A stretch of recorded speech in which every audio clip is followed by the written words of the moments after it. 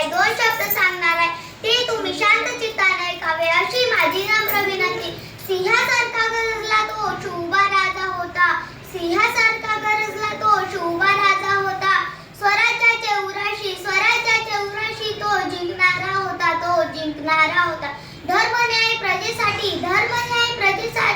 तलवारीचा वार केला, तलवारीचा वार केला. शत्रूच्या छावण्यावर वज्रासारखा प्रहार केला, वज्रासारखा प्रहार केला. माता जिजाऊंच्या आशीर्वादाने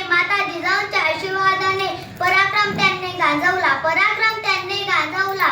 मराठ्यांच्या मातीसाठी नाव आपले कोरून गेला, नाव आपले कोरून गेला.